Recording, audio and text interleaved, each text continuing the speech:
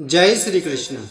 नमस्कार दोस्तों, स्वागत है आप सभी का हमारे चैनल भक्ति ज्ञान में।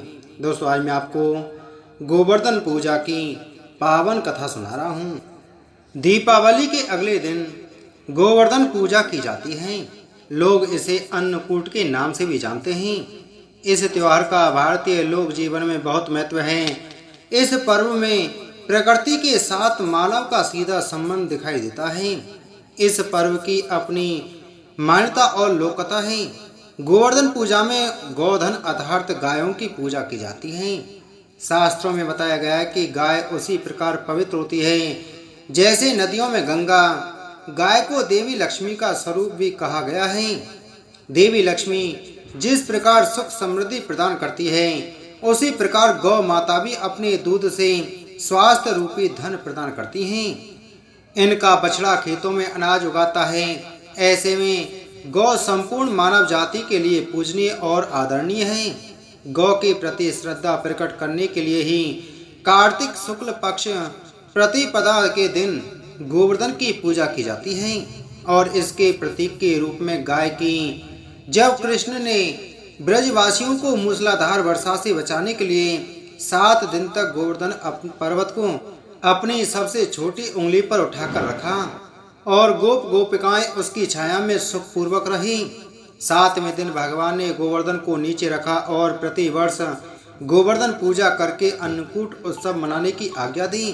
तभी से यह उत्सव अन्नकूट के नाम से मनाया जाने लगा। जब देवराज इंद्र को अभिमान हो गया था, इंद्र का अभिमान चूर करने हेतु भगवान श्री कृष्ण जी ने, जो स्वयं लीलाधारी श्री हरि विष्णु के अवतार हैं, ने एक लीला रची। प्रभु की इस लीला में यूं हुआ कि एक दिन उन्होंने देखा कि सभी ब्रजवासी उत्तम पकवान बना रहे हैं और किसी पूजा की तैयारियों में जुटे हुए हैं। श्री कृष्ण ने बड़े भोलेपन से मैया यशोदा से प्रश्न किया, मैया, ये आप लोग किनकी पूजा की तैयारियां कर रहे हैं? कृष्ण की बातें सुनकर मैया बोली, लल्ला, हम देवराज इंद्र की पूजा के लिए अन्नकूट की तैयारियां कर रहे हैं। मैया के ऐसा कहने पर श्री कृष्ण बोले, मैया, हम इंद्र की पूजा क्यों करते हैं? मैया ने कहा, वह वर्षा करते हैं जिससे अन्न की उपज होती है, उनसे हमारी गायों को चारा मिलता है। भगवान श्री कृष्ण बोले, हमें तो गोवर्धन पर्वत की पूजा करनी चाहिए क्योंकि हमारी गायें वही चरती हैं। इस दृष्टि से गोवर्धन पर्वत ही पूजनीय है और इंद्र तो कभी दर्शन भी नहीं देते। वह पूजा न करने पर क्रोधित भी होते हैं। अतः ऐसे अहंकारी की पूजा नहीं करनी चाहिए। लीलाधारी की लीला और माया से सभी ने इंद्र के स्थान पर गोवर्धन पर्वत की पूजा की। देवराज इंद्र ने इसे अपना अपमान समझा और मूसलाधार वर्षा आरंभ कर दी। प्रलय के समान वर्षा देखकर सभी ब्रजवासी भगवान कृष्ण को कोसने लगे कि सब इनका कहा मानने से हुआ है। तब मुरलीधर ने मुरली कमर में डाली और अपनी कनिष्ठ का उंगली पर पूरा गोवर्धन पर्वत उठा लिया और सभी ब्रजवासियों को उसमें अपने गाय और बछड़े समेत शरण लेने के लिए बुलाया।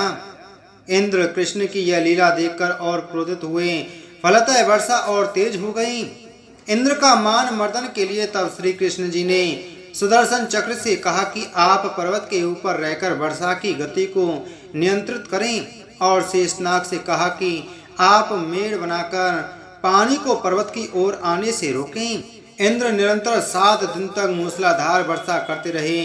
तब उन्हें लगा कि उनका सामना करने वाला कोई आम मनुष्य नहीं हो सकता। अतः वे ब्रह्मा जी के पास पहुंचे और सब वृतांत कह सुनाया।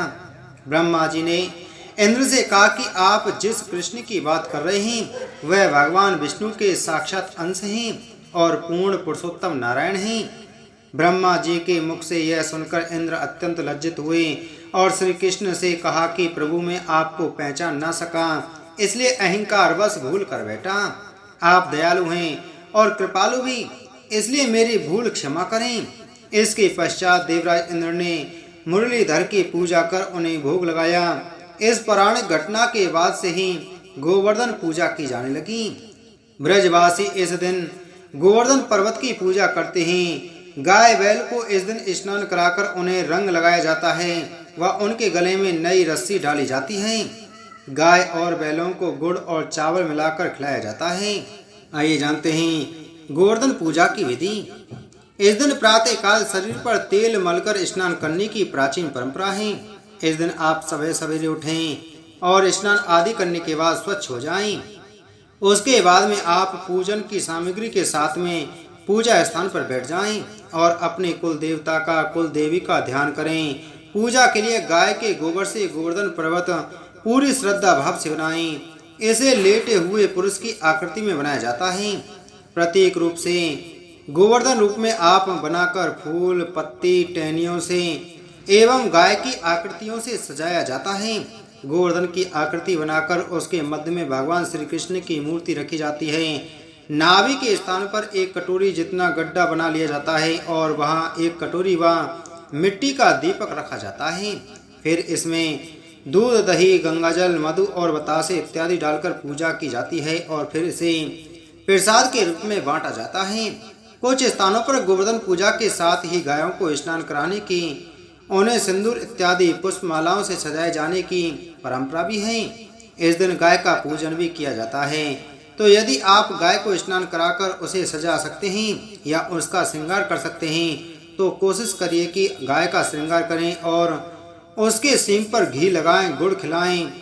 गाय की पूजा के बाद में एक मंत्र का उच्चारण किया जाता है जिससे लक्ष्मी जी प्रसन्न होती हैं और आपके घर में कभी धन की कमी नहीं रहती है।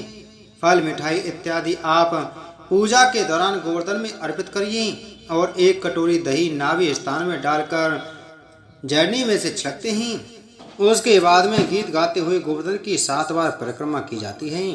परिक्रमा के समय एक व्यक्ति हाथ में जल का लोटा व दूसरा व्यक्ति अन्न यानी की जौ लेकर चलते हैं और जल वाला व्यक्ति जल की धारा को धरती पर गिराते हुए चलता है और दूसरा अन्न यानी की जौ बोते हुए परिक्रमा पूरी करते हैं। बोलो गोवर्धन महाराज की जय। बोलो श्री कृष्ण चंद्र भगवान की जय।